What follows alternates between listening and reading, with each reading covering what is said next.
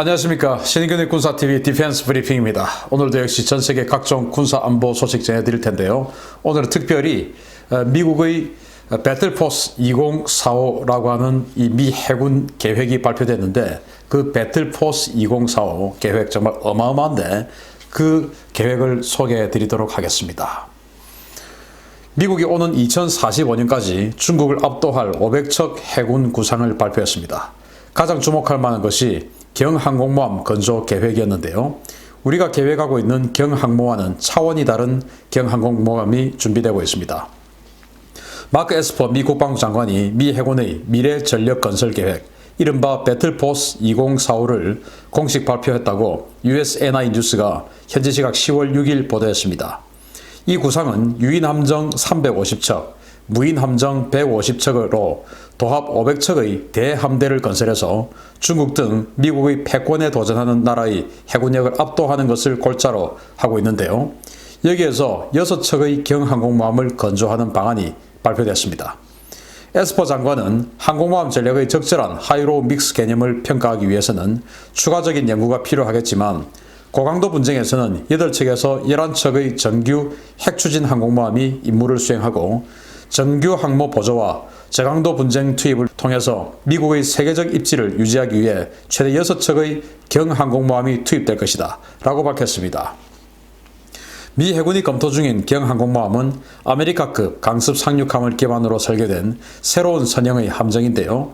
F-35B를 운용하는 스토블 형태와 F-35C를 운용하는 캐토바 방식이 모두 검토되고 있지만, 현재로서는 캐토바 방식에 무게가 쏠리고 있습니다. 스토블 형태는 기존의 아메리카급 제해함 편성과 같이 F-35B 전투기 20대에 해상작전 헬기 8대를 얻는 형태인데요. 운용 기종이 미 해군 표준과 다르고 확장성이 떨어지며 조기 경보기 등 지원기 운용이 불가능하며, 무엇보다 미 해병대가 최근 대대적인 편제 개혁으로 F-35B 구매량 축소를 추진하고 있어서 미 해군이 가장 꺼리는 대안으로 알려져 있습니다. 캐토바 형태는 이른바 CVLX로 불리는데요. 아메리카급의 앵글드 덱, 즉 경사갑판을 달고 전자기식 사출기 2개와 강제 착함 장치, 대형 엘리베이터를 장착해 운용하는 방안입니다. 이 경항모 대안은 연료와 무장 탑재량이 정규 항모보다 크게 떨어지기 때문에 미 해군은 주요 분쟁지 일대에 ESB, 즉 해상 원정 기지를 설치하고 여기서 발진하는 무인 공중급유기 활용을 확대한다는 구상도 추진 중입니다. 이번 해군력 건설 계획 발표에 따라서 미 해군은 당초 4척 건조해서 끝날 것으로 예상되던 제라드 포드급 슈퍼캐리어를 기존 계획대로 8척에서 11척 건조하고, 여기에 더해 최대 6척의 경항공모함을 추가하는 것으로 방향성을 잡았는데요. 이렇게 되면 11척 건조가 확정된 아메리카급 강습 상륙함까지 항모급 함정만 최대 28척을 보유하게 될 전망입니다. 중국은 2020년대 후반까지 원자력 추진 항공모함 2척을 포함해 최대 5척의 항모를 도입할 계획이고, 러시아는 재정난 때문에 차기 항모 사업을 포기한 상황인데요. 미국을 제치고 패권국이 되겠다는 중국, 이제 꿈 깨야 되겠습니다. 야, 배틀포스 2045. 미국이 그동안 해군력 앞으로 어떻게 할 건가, 이 계획을 놓고 해군, 국방부 완전히 서로 해군 입장에서 우리 더 크게 가야 된다 이렇게 주장하고, 국방부는 이제 비용 문제 계산하고 이렇게 해서 완전히 밀고 당기기 했는데, 지금 이 배틀포스 2045 계획 발표를 한 걸 보니까 해군 안에 좀 더 가깝게 확정이 된 것 같아요. 자, 기존에 이 제라드 포드급 항공모함을 4척에서 끝내고, 워낙 비싸니까 끝내고 경항공모함 체제로 가자라는 주장이 있었고, 그런데 이 안을 보면 제라드 포드급도 최소 8척 아니면은 지금처럼 11척으로 그대로 간다 라고 결정을 했고, 그리고 이제 4번함까지 확정이 되어 있었는데 5번함을 또 계약을 했어요. 구매 확정을 했어요. 그럼 5번함까지 가는 거죠. 그리고 이제 이 계획대로라면 6, 7, 8번은 확정이고 최소니까 최대 11척까지라고 했으니까 이제 그 이후에도 제라드 포드급은 계속 건조를 해 나가겠다. 그래서 니미츠급을 1대1로 대체를 하고도 한 대를 더 남기겠다. 이거 아니겠습니까? 그러면서 지금 현재 미국이 10척의 항공모함, 그리고 원래는 뭐 11척이었죠. 그렇게 해서 10척에서 11척의 항공모함을 가지고 계속 이제 이 칠함대 지역, 그러니까 동북아 지역에 상시 고정 배치를 해놓고 나머지 이 중동 지역에 이란 앞바다에는 계속 순환 배치를 해오고 있어요.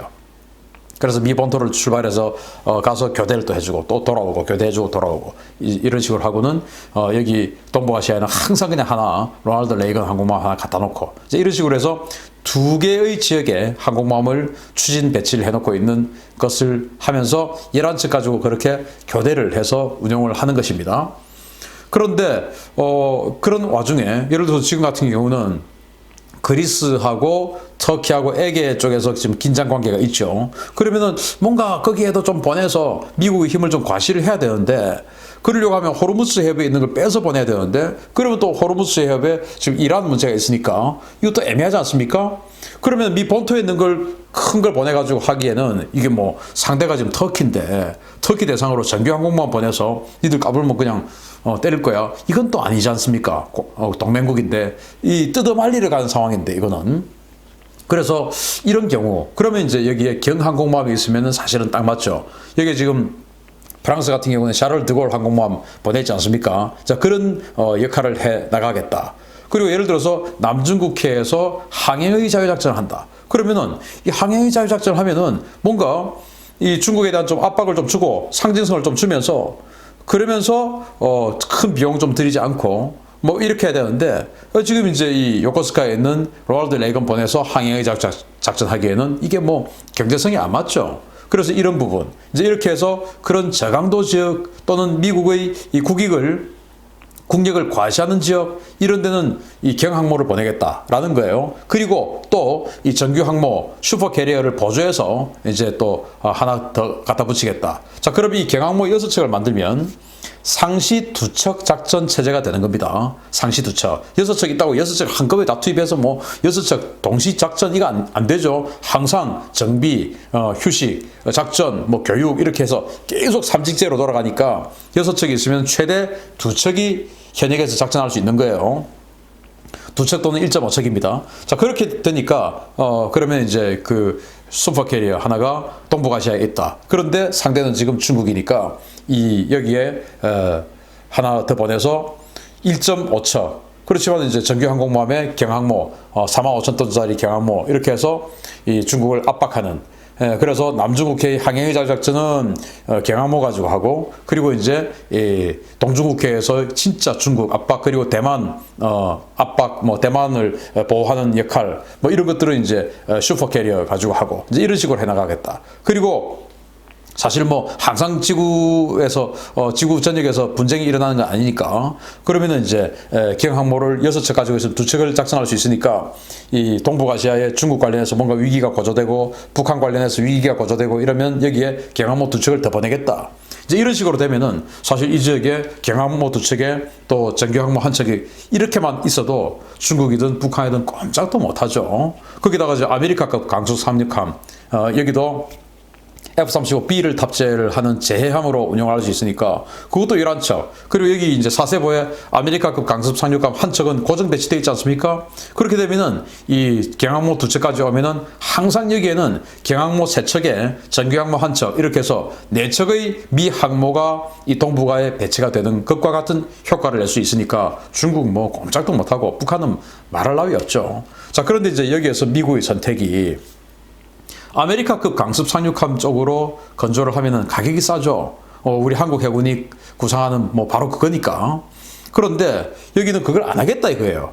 앵글드 덱. 앵글드 덱이 뭐냐? 경사갑판 아닙니까? 여기 이제 비행기가 이착륙할 수 있도록 이렇게 옆으로 삐져나온 갑판, 이걸 이제 앵글드 덱, 경사갑판이라고 하는데, 이 앵글드 덱을 만들고 그리고 이제 여기에 사출기, 전자기식 사출기 2개를 해서 2대를 동시에 이륙시킬 수 있는 이 항공모함을 만드는데, 아메리카급 강습 상륙함을 베이스로 하겠다라고 했으니까 아메리카급 강습 상륙함 최대 만재 배수량이 45,000톤 정도 돼요. 그런데 여기다가 이제 이 사출기 붙이고 하면은 뭐 48,000톤에서 5만 톤 정도 되는 항공모함을 6척 만들겠다라는 것이고, 지금 있는 항모가 이제 10만 톤, 11만 톤 아닙니까?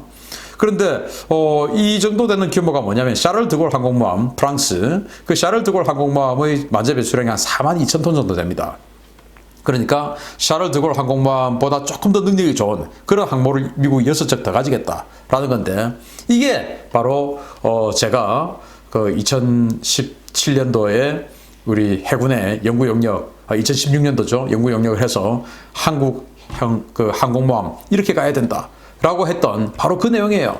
처음에 이제 이안이 있는데 이란을 73,000톤, 이안을 4만 톤 이렇게 했는데 그 4만 톤짜리 항공모함은 사실은 하기 싫었는데 그래도 해군이 사업을 좀 추진할 수 있는 가능성 높은 걸 안을 하나 좀 집어넣어 달라 해가지고 사실은 뭐 울며 겨자 먹기로 원래는 73,000톤 무조건 73,000톤 주장을 하다가 그러면 이제 좀 합의를 봐서 4만 톤 급의 항모 그렇지만은 이건 양보할 수 없다. 뭐냐? 사출기는 있어야 된다. 사출기가 있어야 조기 경보기를 탑재할 수 있고 F-35B가 아닌 F-35C를 탑재할 수 있다. F-35B는 벙커버스트도 안 되고 항속거리도 짧고 운용 유지 비용도 비싸고 가격도 비싸고 여러 가지가 불리하다. 그렇기 때문에 F-35C가 탑재가 돼야 되고 조기 경보기가 있어야 북한이 탄도탄을 탐지할 수 있는 니프카 뭐 이런 여러 가지 작전을 할 수가 있다. 그래서 미래 해군력을 봤을 때 무조건 사출기가 있어야 된다. 라고 해서 이제 이안으로 바로 이 4만 톤급의 항모, 사출기 있는 4만 톤급 항모를 제안을 했었는데 미국이 바로 그런 스타일로 6척을 만들겠다는 겁니다.